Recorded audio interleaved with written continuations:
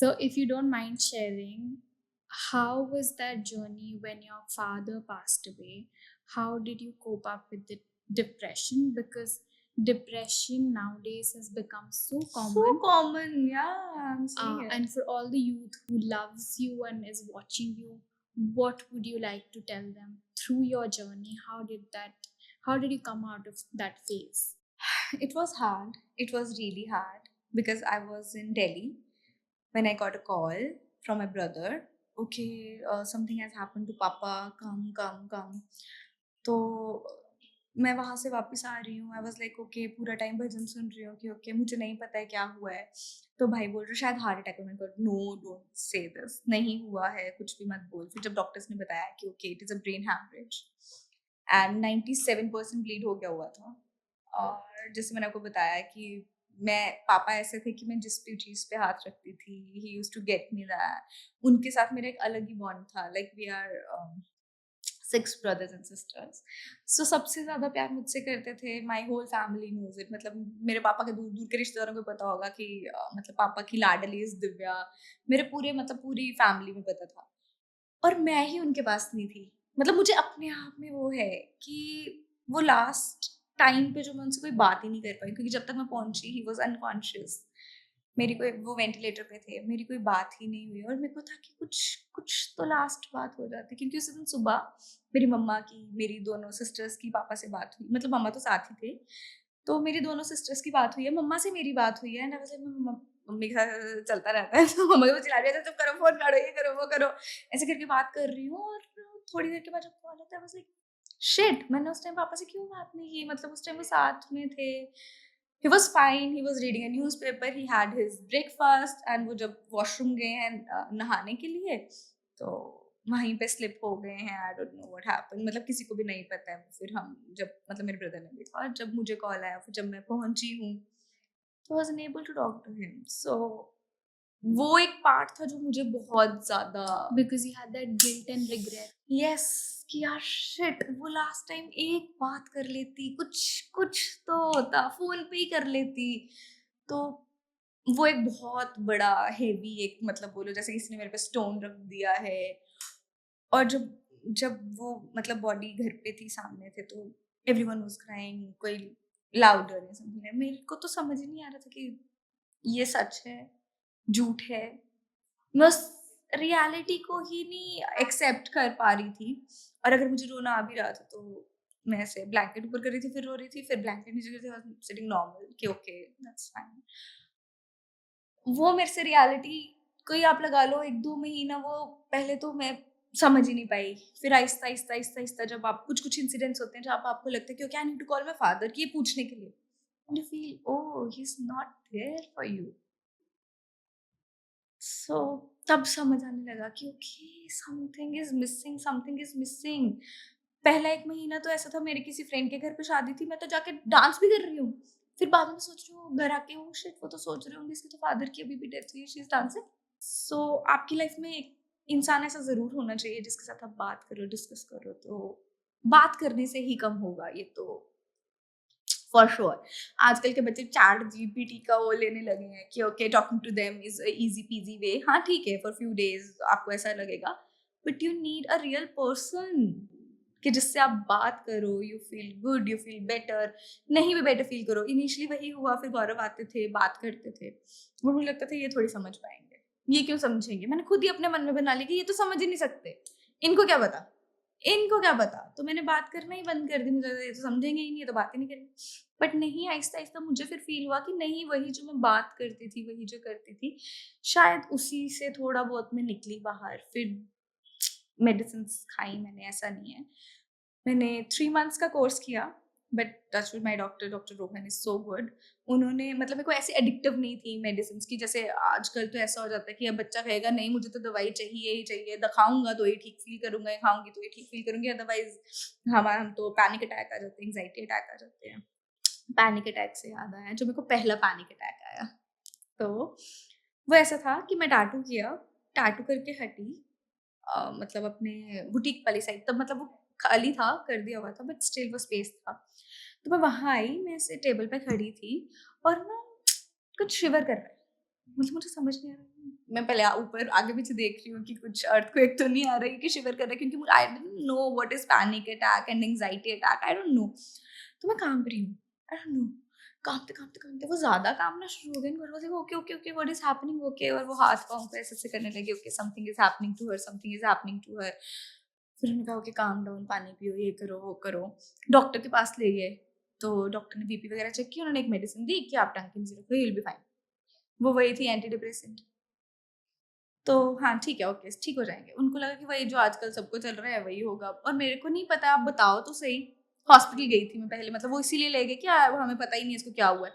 और हॉस्पिटल में मेरे को सबसे वही बुरी चीज लगी कि वो बता ही नहीं रहे, ऑब्वियसली उधर रश भी बहुत होता है, उनके लिए ये चीज तो बहुत ऐसी होगी कि ओके दिस इज कुछ भी नहीं, ये तो क्या है, सबको ही डिप्रेशन है, टिक्की डाल दो मुंह में एंड एवरीथिंग इज फाइन।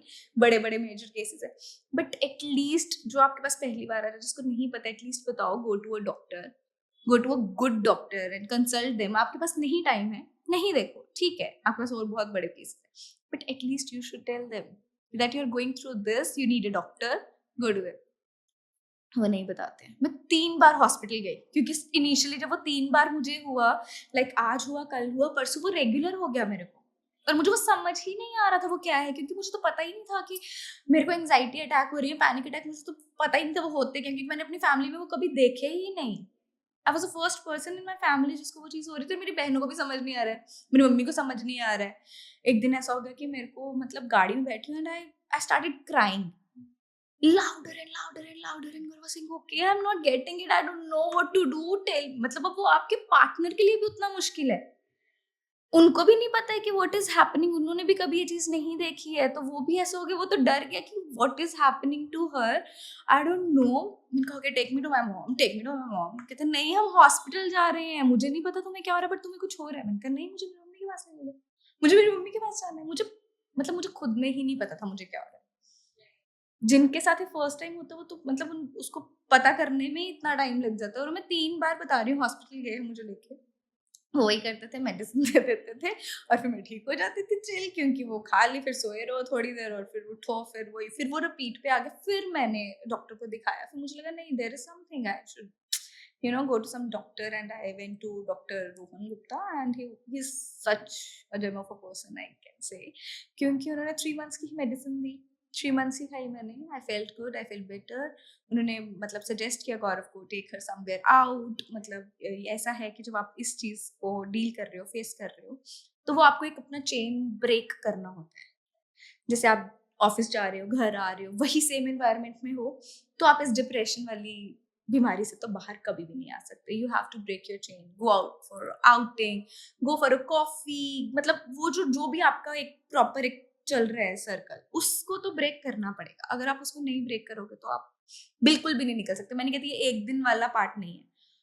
हाँ, और जो आपको हिट किया है, जिस वजह से आपको ये हुआ है, आई बिलीव कि वो पूरी लाइफ आपके साथ रहने वाली है। आप ये बोलोगे कि नहीं ओके 3 महीने के बाद तो आई एम लाइक कोई फर्क नहीं पड़ता, नहीं, it also triggers me sometimes, but हाँ touch wood, I don't eat any medicine, I don't कुछ भी वैसा नहीं होता है, just listen to your favourite song, go for something out, क्योंकि जो आया है उसने जाना ही जाना है। दैट इज अ रियलिटी जो मेरे साथ हुआ है। और फाइंड अ गुड पर्सन कि आप किससे, आप जिसके साथ आप बातें कर करके उस चीज़ को लाइटर फील कर सको। फिर मुझे वो ट्रिगर किया एक और बार, वो था जब मेरे फादर की डेथ हुई थी, और उसके बाद 2019 में मेरे फादर की डेथ हुई थी। उसके बाद अभी लास्ट ईयर मेरे एक स्टूडेंट था, उसकी डेथ हुई। अब मेरे को समझ आया कि मैं किसी को खो नहीं सकती। जब उसकी डेथ हुई, हाफ ईयर ऑफ लूजिंग, जब उसकी डेथ हुई, मैं फिर से उसी लूप में आ गई जहाँ मैं थी। जैसे मैंने उस टाइम पे बुटीक बंद कर दिया था, इसके बाद मेरा जैसे सैलून था, मैंने वहाँ जाना कम कर दिया। मेरे को पता नहीं, अब मेरे को नहीं पता वो क्या मेरे अंदर चलता है, वो मैं भी नहीं समझ पाई हूँ अभी तक पूरी तरह से। तो मैंने जैसे वहाँ जाना बंद कर दिया, वहाँ चलो जब आग लग गई तो हम नहीं गए। उसके बाद मैंने मेकअप शुरू किया था बीच में, तो मैंने वो भी पूरा बंद कर दिया कि नहीं मैंने नहीं करना। और अब मैं महाकाल से होके आई हूँ, तो मेरे को I got that energy back, everything back. और पूरे साल में I had my friend doctor रिफरा, जिनसे मैं बात करती रही। She used to listen to me very quietly, very patiently. तो जिसकी वजह से फिर से मैं मेडिसिन फिर से मेरे को खानी पड़ी 1-1.5 महीना, क्योंकि वो डेथ जैसे ही हुई, वो ट्रिगर कर गया बहुत ज़्यादा वाला, जो मेरे से बेयर नहीं हुआ। फिर मैंने 1 महीना मेडिसिन, 1 महीना भी नहीं, 15-20 डेज खाई होगी। फिर यू नीड समवन। फिर मैंने जो समझा कि नहीं, जब हम सुना रहे तो हमें भी समझना पड़ेगा दैट ही और शी इज लिसनिंग। पहली बार में वो चीज़ मैं डिस्कवर ही नहीं कर पाई थी, अनकवर ही नहीं कर पाई कि ओके, कि अगर हम किसी को सुना रहे हैं, हमें लगना चाहिए कि हाँ, हम सुना रहे हैं। तो मुझे वैलिडेशन मुझे खुद में ही नहीं थी। मेरे को लगता था ओके, इसको क्या समझ आएगा, उसको क्या समझ, कोई नहीं समझ सकता, कोई समझ ही नहीं सकता। बट नहीं, एटलीस्ट आपको भी वो समझना पड़ेगा कि दूसरा इंसान समझ रहा है। यस, तो दैट इज अ थिंग। तो आप सब मतलब निकल सकते हैं डिप्रेशन से बाहर। It is not a big thing. आपको एक चेन ब्रेक करना है, जिस आप उसमें हो। Do something whatever you like. मैं तो कहती हूँ बच्चों को तो पढ़ाई पे पूरा फोकस कर देना चाहिए कि अच्छा ऐसा हुआ, कोई बात नहीं, मैं कुछ बन के दिखाऊंगा, कुछ करके दिखाऊंगा। उसको एक पॉजिटिव मोटिवेशन मिले कि नहीं, I have to do something. तो जैसे मेरे फादर की डेथ हुई थी, तो उसके बाद वो जो 3-4 महीने, 6 महीने तो वॉज वेरी डिफिकल्ट। उसके बाद मुझे यही था ओके, मैं हमेशा से अपने फादर को वैसा प्राउड फील करवाना चाहती थी, और मुझे तो और काम करना पड़ेगा। तो मैंने टैटूज को इतनी ज्यादा मोटिवेशन में कन्वर्ट किया। यू नीड टू डू मतलब something to motivate yourself only. जैसे मैंने अपने आप को बहुत मोटिवेट किया, और मैं टचवुड आज अगर इस लेवल पे हूँ that I am doing podcast, interviews and everything, so that is my father's blessings only, right? तो आपको जब भी कुछ ऐसा ट्रिगर करता है या आपको कुछ हिट करता है आपकी लाइफ में, तो you should find some motivation to get out of it. और वो फिर आप जो निकल के आते हो ना उस मोटिवेशन से कि नहीं, मुझे करना है इससे बाहर निकलने के लिए, वो थोड़ी से गट्स तो रखने पड़ते हैं कि नहीं, हम फाइट कर सकते हैं, we can do it, we can get out of it.